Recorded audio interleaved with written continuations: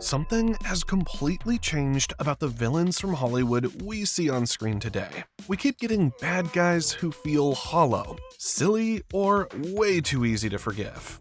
But in the midst of all this trash, there's DreamWorks, whose villains often stay in our heads for a deeper reason.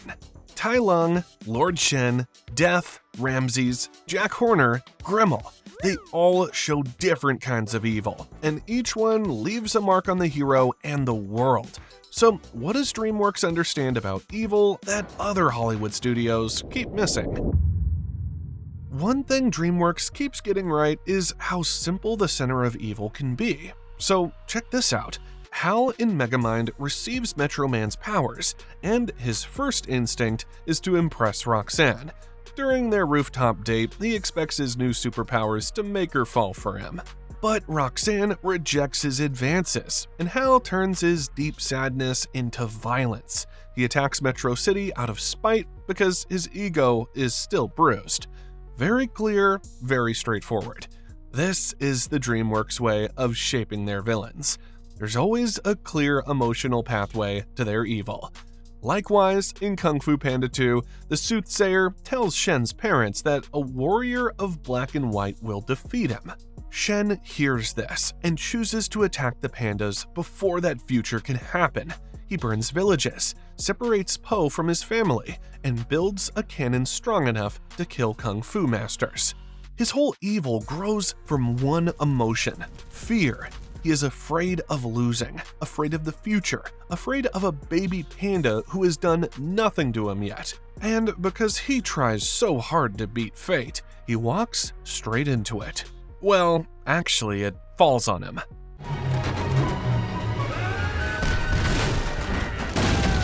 The point is, DreamWorks understands that every great villain usually has one dark idea sitting in the middle of their heart. All they need to do is find different ways to show that idea through action.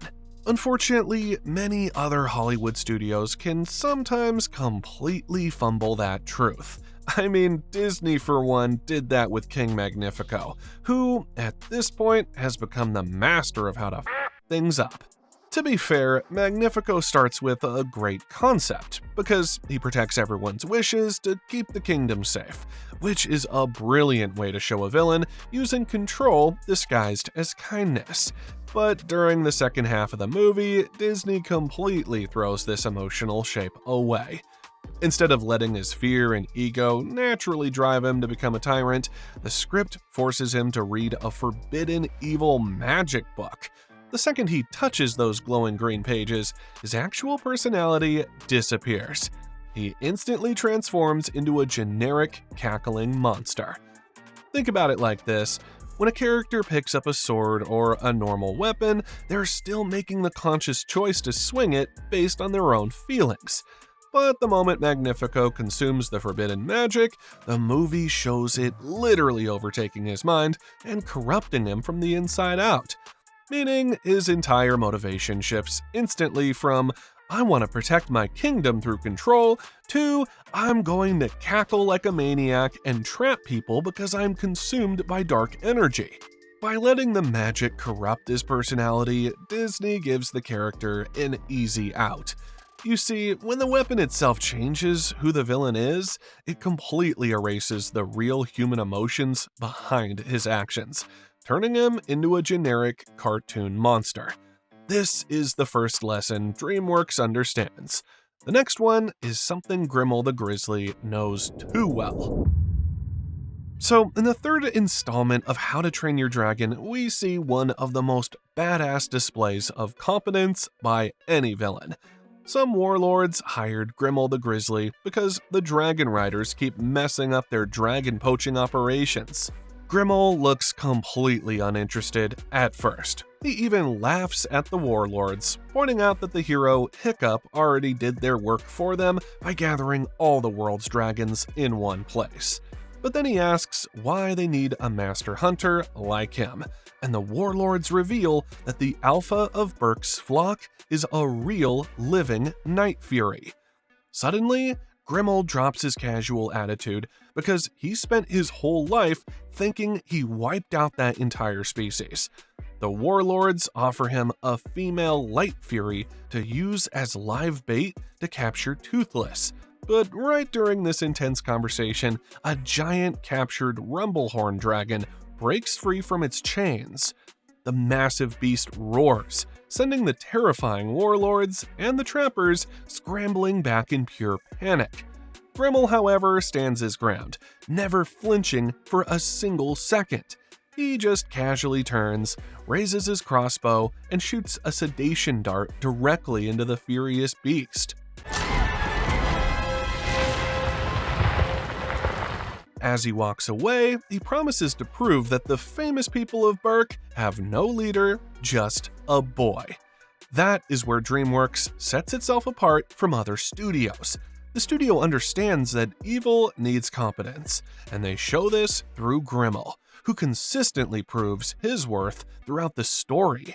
When he reaches Berk, he releases the Light Fury in the woods as bait because he already understands Toothless will be drawn to her. When Hiccup prepares an ambush inside his home, Grimmel still walks in, pours himself tea, and speaks like the room already belongs to him. Hiccup thinks he has the upper hand, but Grimmel brings Death Grippers, commands them to attack, burns the house, and forces the Berkians to leave their island. Even that escape helps Grimmel, because he wanted them moving in the first place. Then he outplays them again and again. Unfortunately, other Hollywood studios like Disney, again, can sometimes forget to show that evil needs competence to work. The way they handle Bellwether in Zootopia proves this.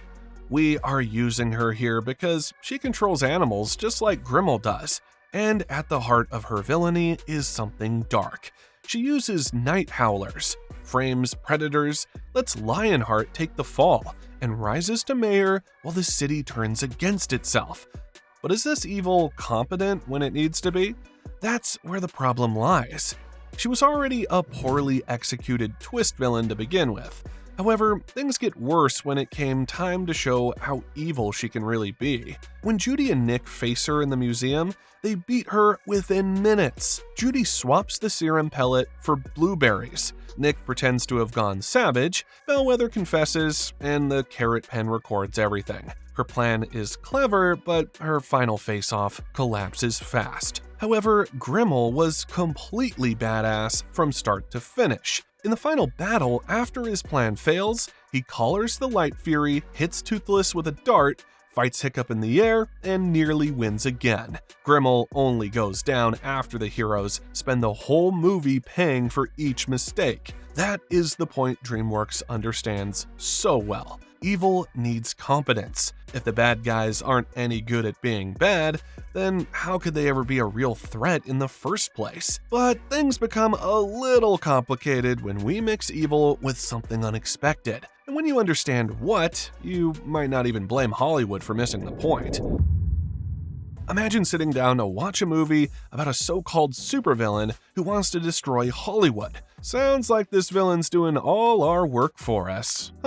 Anyway, so this bad guy enters a giant cargo ship, starts dancing around, and uses bright pink bubblegum to make the entire ship float away into the sky. His name is Balthazar Bratt, and he wears a giant purple jumpsuit while playing a guitar that shoots sound waves. He screams out his own catchphrases and does silly dances from old television shows. It sounds like a lot of fun, and it is, to be honest, especially that first scene with Michael Jackson's Bad playing in the background.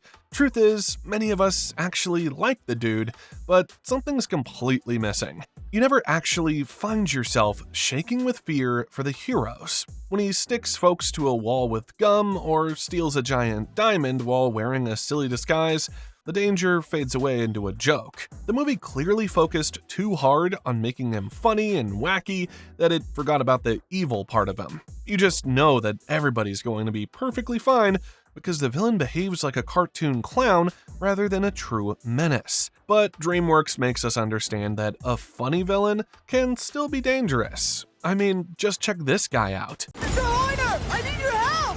But a little busy at the moment. With Jack Horner, they proved that a villain can be incredibly fun, full of energy, and highly theatrical without ever becoming harmless. You see this terrifying truth right away when Jack is first introduced. The Serpent Sister has brought him the map to the Wishing Star, but one of the girls is being totally annoying, and you really can't blame what Jack does to her eventually. Anyway, she pisses Jack off, and he responds by handing her the hand of King Midas, which instantly turns her into a solid frozen statue of gold. Oh no, I misjudged the situation!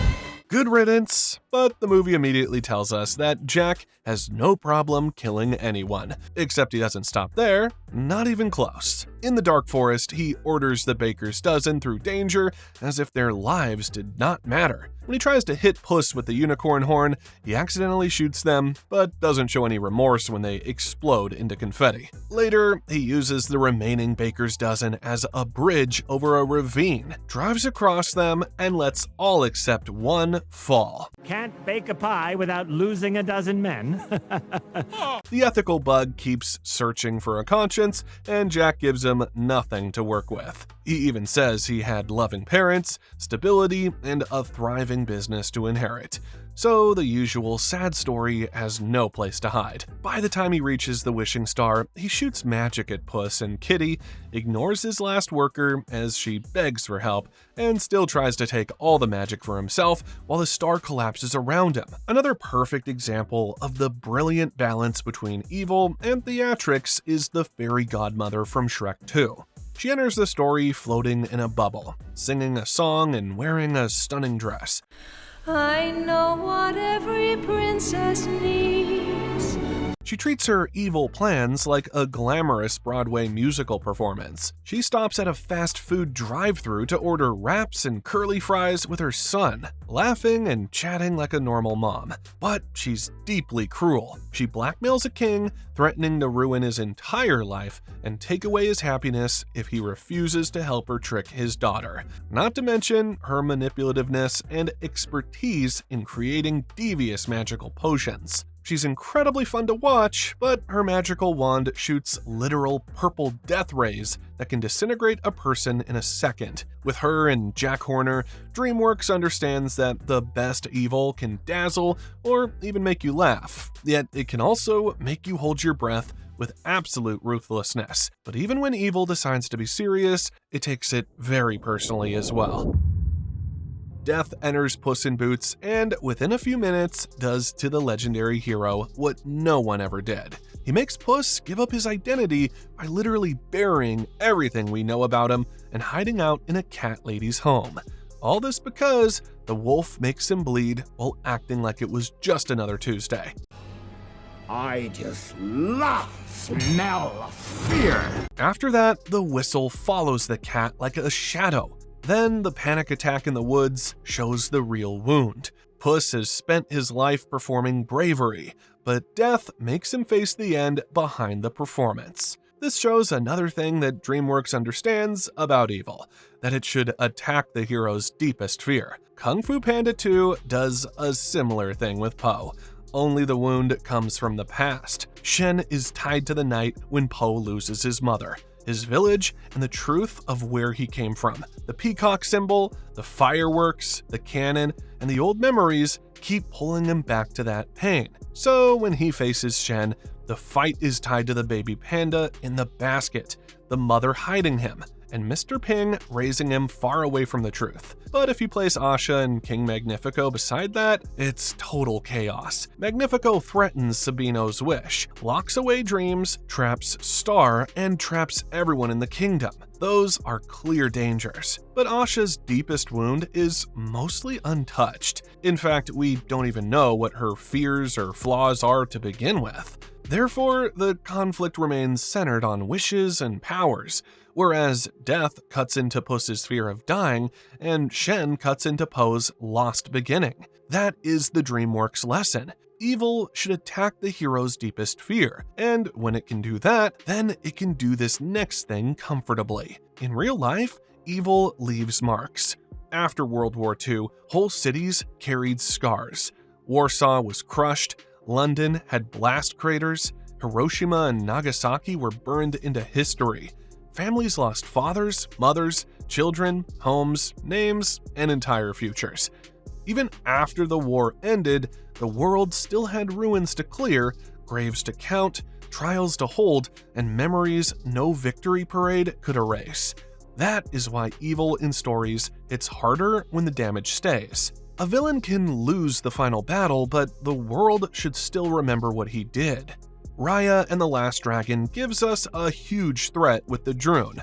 People turn to stone, kingdoms break apart, Raya loses her father for years, and Namaari's choices help bring the danger back. Sisu even dies during the fight over the Dragon Gem. Those are massive wounds for a story to carry. But once the gem comes together, the stone breaks. The people, the dragons, and Sisu return, and the world heals very fast.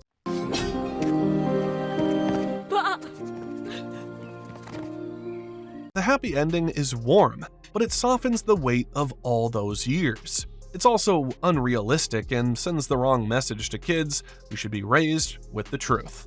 Thankfully, DreamWorks is never afraid to show us what's real in the world. In How to Train Your Dragon, Drago Bloodfist takes control of the Bewilderbeast, breaks Toothless from himself, and makes him fire the blast that kills Stoic. Son! Dad! Hiccup watches his father die because a villain used his best friend as a weapon. The movie gives Hiccup victory, but it also gives him a grave, a funeral, and a new duty as chief. Then, Grimmel pushes that pain into a larger truth in the hidden world. His hunt for Toothless and the Light Fury proves that dragons living beside humans will always attract men who want to trap, rule, or kill them. So Hiccup makes the hardest choice of the whole series. He lets Toothless and the dragons go. Go, Toothless. Go. But the Prince of Egypt perhaps gives the strongest version of the mark evil leaves. Ramses keeps saying no, and Egypt pays each time through blood in the Nile, dead livestock, boils, hail, locusts, darkness, and finally the death of firstborn sons, including his own child. Moses frees his people, but Egypt mourns. That is the point. Evil should have consequences. Still, with Ramses, DreamWorks shows us that they understand another important thing that some parts of Hollywood seem to sometimes ignore.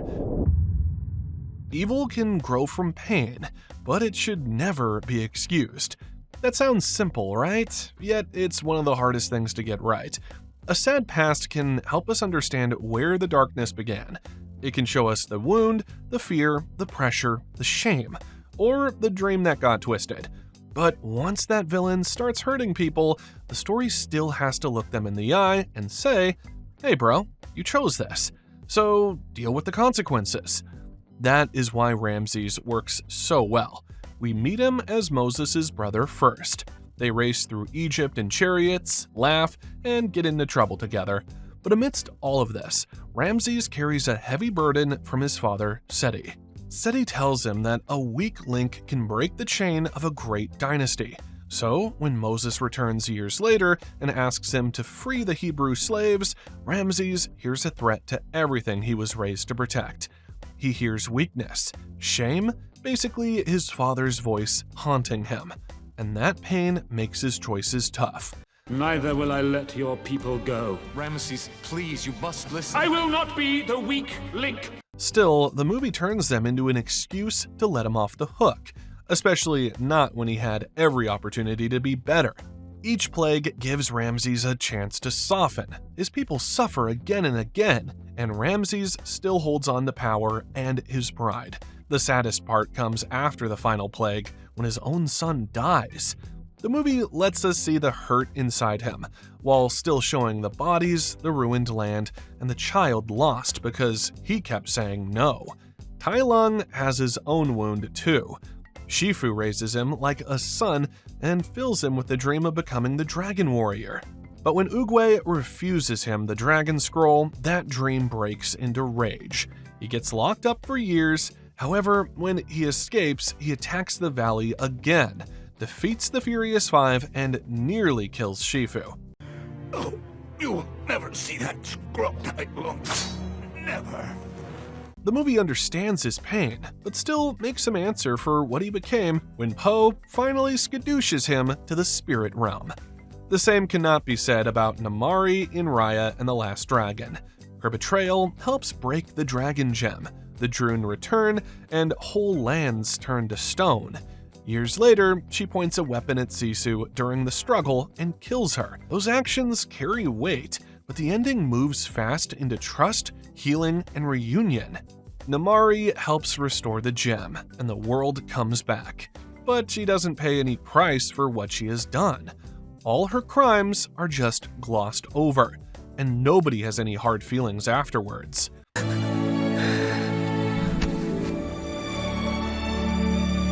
DreamWorks often chooses the harder road. A villain can come from pain, but pain can never become a free pass. Thankfully, some Hollywood studios have been taking notes from DreamWorks, because through Disney and Pixar, you can learn exactly how to write a modern villain using Lilypad from Toy Story 5. This video here has all the lessons, so go watch it now.